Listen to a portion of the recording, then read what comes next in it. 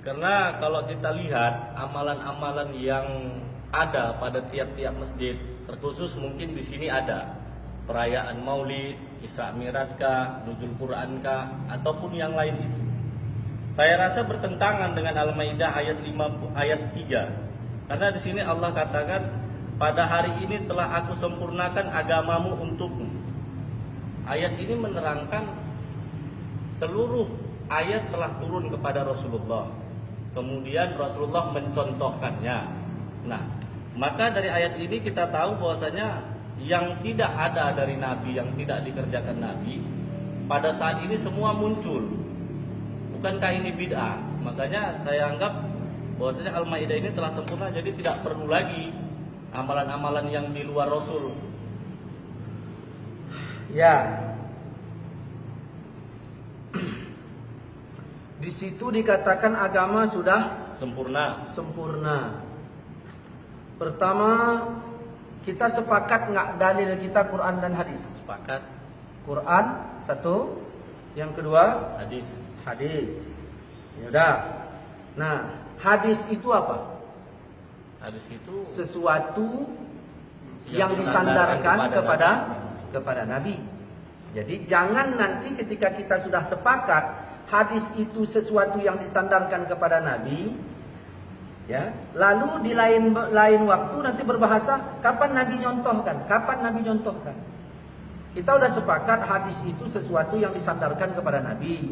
Berarti kan boleh jadi perkataan Nabi, boleh jadi perbuatan Nabi. Kita ambil dua ini aja lah, nggak usah lagi yang lain. Dua inilah kita ambil dulu.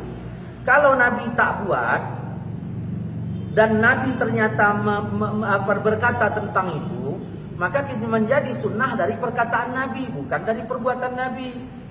Andai kata pun Nabi tak buat dan Nabi tak mengatakan, kita masih ada satu dalil lagi. Apa itu? Al-Quran. Dan ini menjadi rujukan yang pertama. Makanya dalam dialog kita yang lalu tentang masalah kenduri kematian, kita kan udah sepakat tidak boleh menentang Rasul, tidak boleh menentang Allah. Tentang masalah keluarga orang yang meninggal, siapa itu namanya, keluarga Ja'far yang meninggal. Apa kata Nabi? Berdasarkan sunnah, Nabi menyuruh sahabat membuatkan makanan untuk keluarga Ja'far. Ini nggak boleh kita tentang. Cuman kan dalil kita kan Quran satu, hadis satu. Nah, yang dari Quran mana? Kan ini yang saya katakan, orang yang menafkahkan hartanya dengan di waktu lapang dan sempit. Ya. Sedari Al-Quran dibolehkan ini bersedekah. Dari hadis dianjurkan, ya, jiran tetangga untuk bersedekah, dianjur. Kalau dari sini dibolehkan. Jadi ginilah Ustaz, kalau mau kita kaitkan dengan hadis yang dari Aisyah, man ahdasa fi amrina. Nah, justru karena itu, makanya memahami hadis itu, man ahdasa, siapa yang telah mengada-ngada, ya kan? Yang telah mengada-ngada fi amrina. Itu kalau mau dibedah khusus, nanti kita cari waktunya. Ahdas dengan af'al itu beda loh. Yang Nabi bilang yang ahdas, bukan man af'al. Yang kedua kata fi amrina, berarti keluar yang bukan amrina. Yang ketiga ma laisa minhu, sesuatu yang enggak ada darinya, kan gitu. Baru itu ditolak. Jadi siapa yang mengada-ngada dalam agama ini yang enggak ada darinya, itu ditolak. Apa yang mau dibahas? Mau bahas orang baca Yasin di tempat duka. Yasin itu yang dibaca itu ada nggak dari agama? Dari agama. Ada. Maka kalau ada, berarti nggak ditolak. Yang ditolak yang nggak ada dari agama. Kan begitu. Ini fokus pertanyaannya kemana ini sebenarnya? Ke agama. Kita tadi kan sepakat agama telah sempurna. Oke, kita arahkan ke sana. Jadi supaya lebih jelas, kata sempurna itu ada di dalam surah Al-Maidah ayat 3. Pada hari ini telah kesempurnakan agamamu untukmu. Saya bertanya sekarang, sempurna yang dimaksud apakah sempurna apa adanya? Ini sempurna apa adanya? Atau sempurna sebagai contoh? Coba. Pilih. Yang pertama Ustaz, Sempurna apa? adanya. Sempurna apa adanya. Oke. Nah, berarti setelah turun ayat ini sempurna lah sudah kan? Habis. Habis. Sempurna semua. Saya tanya, mana duluan turun ayat wa tammat kalimatu rabbika dan al yauma akmaltu lakum. Wa tammat kalimatu rabbika. Telah tamat kalimat Tuhanmu. Kan ada ayatnya. Ada kan? Dapat. Telah sempurna kalimat Tuhan. Ayat itu dengan pada hari ini kusempurnakan. Mana duluan turun? Saya nggak jawab. Dah, itu dulu. Nah, kalaulah sempurna apa adanya, baca sejarah. Apa yang dibuat Aisyah setelah Rasulullah wafat? Apa yang dibuat Abu Bakar, Umar, Utsman, Ali, Zaid bin Haris setelah Rasulullah wafat? Apakah mereka semua ini oknum-oknum menandingi Tuhan? Sehingga dia telah menyempurnakan sesuatu yang tidak, menambah-nambah sesuatu yang sudah sempurna? Kalau berdasarkan dari hadis tadi bisa juga. Dari ayat. Dasa tadi, dari man'ah dasa Berarti tadi. nggak ngerti paman ahdasa kalau begitu ceritanya. Kita ambil dari ayat dulu. Dari ayat. Apakah Aisyah itu termasuk oknum penambah kesempurnaan? Baca aja sejarahnya. Karena kalau kita ceritakan jadi panjang nanti. Apa itu? Nah, apakah Aisyah itu pelakunya? Kalau kita tuduh pelakunya, bagaimana dengan Al-Ahzab ayat 6? An-nabiyyu aula bil mu'minin min anfusihim. Nabi itu hendaknya lebih aula di hati orang mukmin ketimbang diri mereka. Wa azwajuhu ummahatuhum. Bahkan istri Nabi itu mak mereka. Allah puji istri Nabi. Di sini kalian bilang bahwa istri Nabi penambah kesempurnaan. Padahal Allah puji. Pilih aja. Berani nggak kalian mengatakan Siti Aisyah itu penambah kesempurnaan?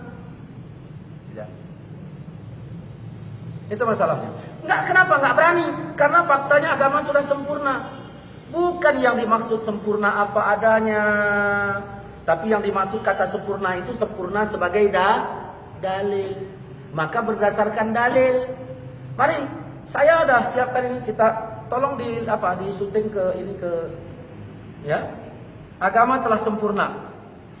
Sebagaimana yang telah kita maklumi bahwa agama ini telah sempurna menetapkan 5 hukum.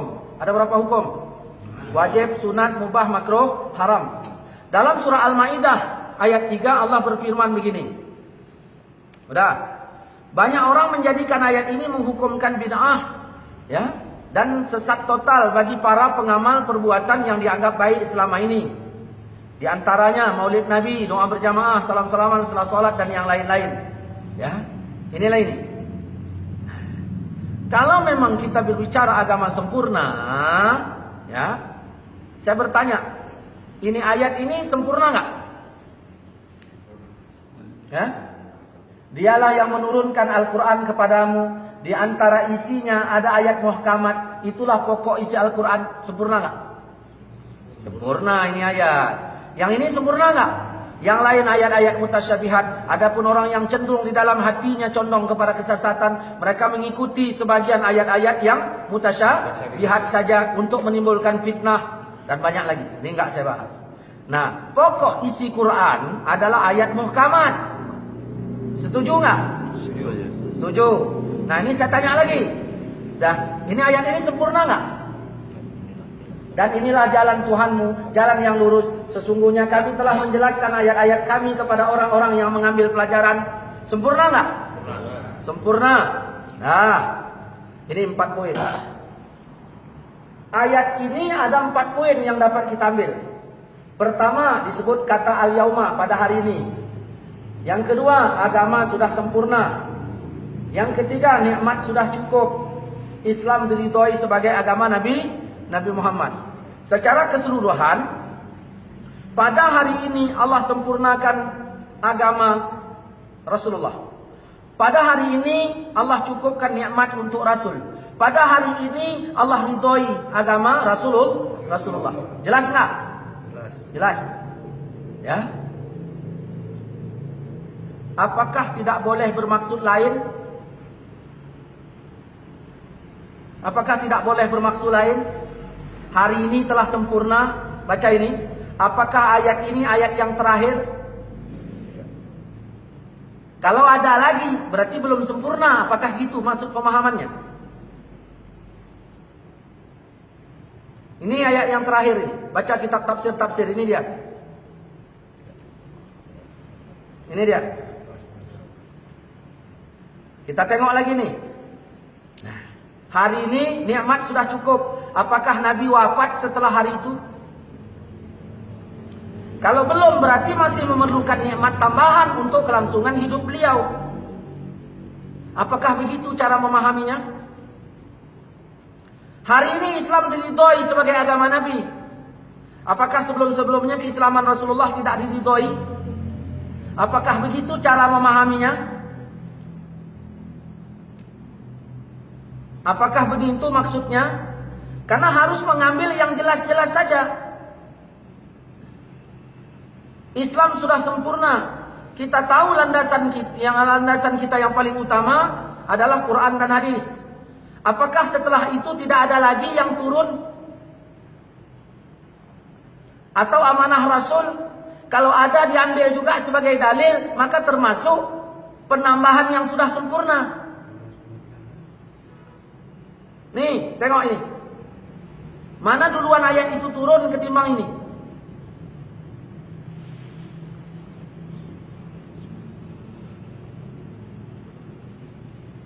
Aku berpesan kepada kalian supaya bertakwa kepada Allah, mendengar dan patuh kepada pemimpin, walaupun pemimpin itu orang yang berkulit hitam. Karena barang siapa yang hidup di antara kalian setelah aku wafat, niscaya dia akan melihat perselisihan yang sangat banyak. Pada saat itu hendaklah kalian mengikuti sunnahku dan sunnah khalifah yang telah mendapat petunjuk dan cerdik pandai. Pegang teguh-teguh semua itu dan gigitlah dengan gerahammu. Jauhi perkara bid'ah, karena semua bid'ah itu sesat.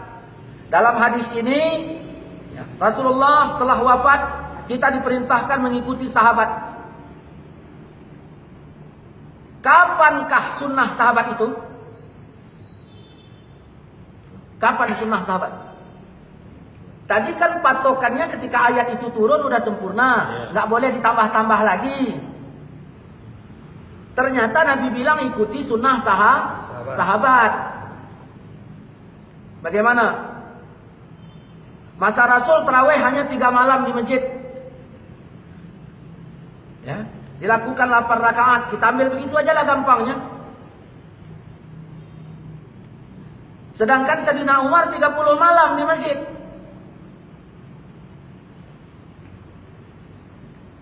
Apakah Sayyidina Umar menambah-nambahi?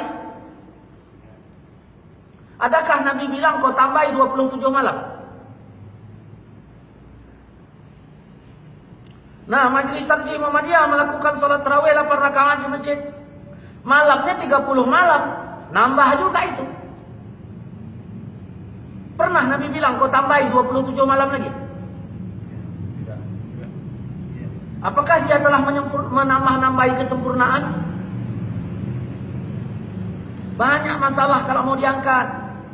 Kita lanjutkan masalah sempurna. Al-Quran sudah sempurna. Nah, ininya nggak saya bahas ya di sini. Perintah sempurna, larangan sempurna, janji pahala telah sempurna, janji dosa juga telah sempurna. Ini sekarang. Ini kita lihat di sini hadis dari Mu'az bin Jabal bahwasanya Rasulullah ketika mengutusnya ke wilayah Yaman, beliau bertanya kepadanya, bagaimanakah kamu memutuskan perkara yang diajukan kepadamu? Jawab Mu'az apa? Saya akan memutuskan dengan Al-Quran. Rasul bertanya lagi, kalau tidak kau temukan dalam Al-Quran bagaimana? Jawab Mu'az dengan sunnah. Rasul tanya lagi, kalau nggak ada dalam Quran dan sunnah bagaimana? Aku mencurahkan pikiranku tanpa ragu sedikit pun. Mendengar jawaban itu, Rasul meletakkan tangan ke dadanya seraya berkata, segala puji bagi Allah yang telah memberikan taufik kepada utusan Rasulullah hingga menyenangkan hati Rasulullah. Tengok ini. Nabi menyuruh ke Yaman, tugasnya berdakwah, memutuskan perkara hukum Allah. Beliau berijtihad, Mendahulukan Quran, kemudian sunnah.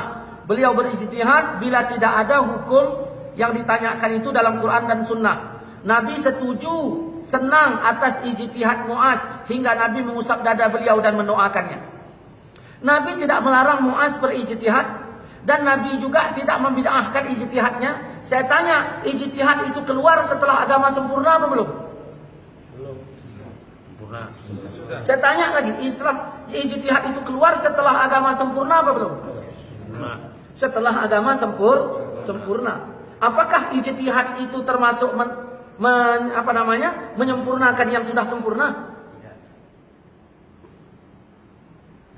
Nih.